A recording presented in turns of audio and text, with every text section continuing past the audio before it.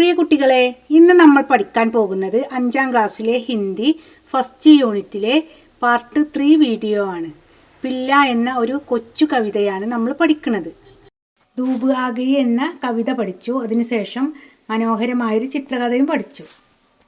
മക്കളെ, നമ്മുടെ ചാനലിൽ എല്ലാ ദിനാചരണ ക്വിസ് വീഡിയോകളും 5ാം ക്ലാസ്സിലെ സോഷ്യൽ, സയൻസ് എന്നീ വിഷയങ്ങളൊക്കെ നൽകുന്നുണ്ട്.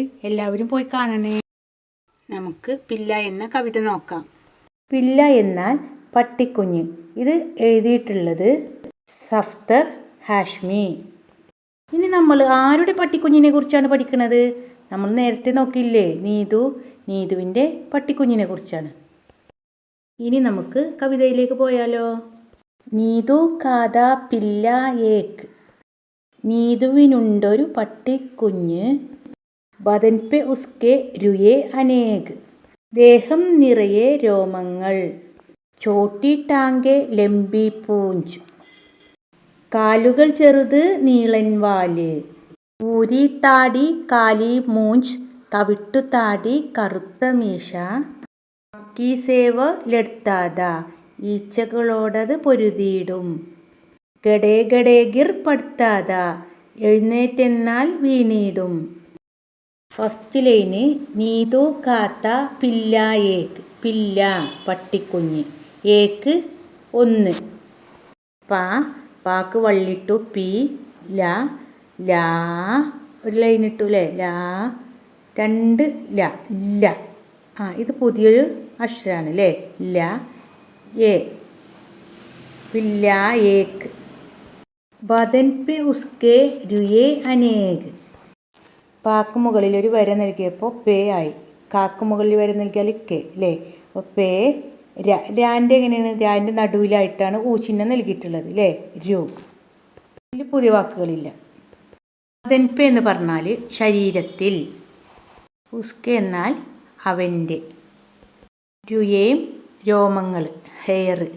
അനേക് അനേകം അല്ലെങ്കിൽ ധാരാളം. ആ വരിൻ്റെ അർത്ഥം ദേഹം മുഴുവൻ രോമങ്ങൾ.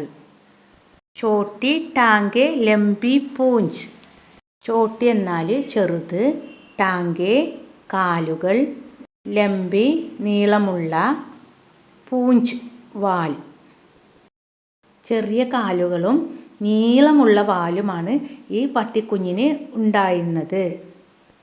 അടുത്ത വരി ഭൂരി ധാടി കാലി മൂഞ്ച്. പുതിയതായിട്ട് പഠിക്കുന്ന അക്ഷരങ്ങളൊക്കെ എഴുതുന്നുണ്ട് കേട്ടോ. ഭാക്ക് ചിഹ്നിട്ടു ഭൂ. ഭ നമ്മൾ കഴിഞ്ഞ ക്ലാസ് പഠിച്ചിട്ടുണ്ട്. അടുത്തതാണ് ഢ. ഡക്ക മലയാളത്തിൽ എഴുതാറില്ലേ, അതിന് ഡാക്ക് വള്ളിട്ടു ഢീ. അടുത്തത് ഭൂരി തവിട്ടു നിറം, ബ്രൗൺ കളർ. ദാടി താടി രോമം. കാലി കറുത്ത. മൂഞ്ച് മീശ. ഭൂലി ധാടി കാലി മൂഞ്ച്. തവിട്ട് നിറത്തിലുള്ള താടി രോമവും കറുത്ത മീശയുമാണ് പട്ടിക്കുഞ്ഞിനുണ്ടായിരുന്നത്. മക്കി സേ വഹ് ലഡ്താദ. മക്കി ഈച്ച. മക്കി സേ ഈച്ചയോട്. സേ എന്ന് ചേർത്തിട്ടുള്ളത് ഈച്ചയോട്. സേ എന്നാൽ യോട് അല്ലെങ്കിൽ മുതൽ എന്നൊക്കെ അർത്ഥം വരും. വ എന്ന് പറയുന്നത് അവൻ അല്ലെങ്കിൽ അത്. പട്ടിക്കുഞ്ഞിനെയാണ് ഉദ്ദേശിക്കുന്നത്. ലഡ്താദ പൊരുതുമായിരുന്നു. ഈച്ചയോട് പട്ടിക്കുഞ്ഞ് പൊരുതുമായിരുന്നു. ലാസ്റ്റ് വരി ഗഡേ ഗഡേ ഗിർ പടുത്താദ. ഗഡേ എന്ന് പറഞ്ഞാൽ നിൽക്കുക. ഗഡേ ഗഡേ എഴുന്നേൽക്കുമ്പോൾ. ഗിർന വീഴുക. ഗിർ പടുത്താദ വീഴുമായിരുന്നു. ഗഡേ ഗഡേ ഗിർ പടുത്താദ എഴുന്നേറ്റ് നിന്നാൽ വീഴുമായിരുന്നു. മക്കളെ മനസ്സിലായില്ലേ? നീതുവിൻ്റെ പില്ല പട്ടിക്കുഞ്ഞിനെ കുറിച്ചാണ് ഇവിടെ പറഞ്ഞിട്ടുള്ളത് ഈ കവിതയിൽ. അവൻ്റെ ശരീരം ബദൻ എങ്ങനെയുള്ളതായിരുന്നു? രുയെ അനേക് നിറയെ രോമങ്ങളുള്ളതായിരുന്നു. ഡാങ്കെ കാലുകൾ എങ്ങനെയുള്ളതാണ്? ചോട്ടി ചെറുത്. പൂഞ്ച് വാല്. ലംബി നീളമുള്ളതാണ്. താടി പൂരി താടി രോമങ്ങൾ തവിട്ട് നിറമാണ്. മൂഞ്ച് മീശ. കാലി കറുപ്പാണ്. ആരോടാണ് പൊരുതിയിരുന്നത്? മക്കി ഈച്ചയോട്. ഇനി നമുക്ക് ആക്ടിവിറ്റീസ് നോക്കാം. ഹംബി ചോടെ. ഇവിടെ കുറച്ച് ചിത്രങ്ങൾ നൽകിയിട്ടുണ്ട് അല്ലേ. എന്താണ് എഴുതിയിട്ടുള്ളത്? ക്യാ ഗാന പസന്ത് ദാ. എന്ത് കഴിക്കാനാണ് അവനിഷ്ടം? പസന്ത് ഇഷ്ടം. എന്ത് കഴിക്കാനാണ്? ചായക്കൊപ്പം ബിസ്ക്കറ്റ് കഴിക്കാൻ അല്ലേ.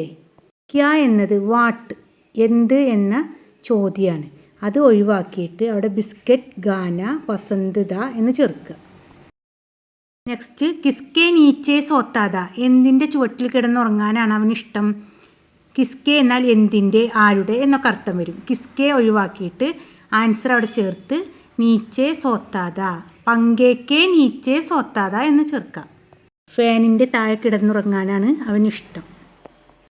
അടുത്തത്, കിസ്കെ സാത്ത് കേൾത്താത. ആരുടെ കൂടെയാണ് അവന് കളിക്കാറുണ്ടായിരുന്നത്? കിസ് ആരുടെ, അവിടെ നീതു. നീതുക്കെ സാത്ത് കേൾത്താത, നീതുവിൻ്റെ കൂടെയാണ് കളിക്കാറുള്ളത്.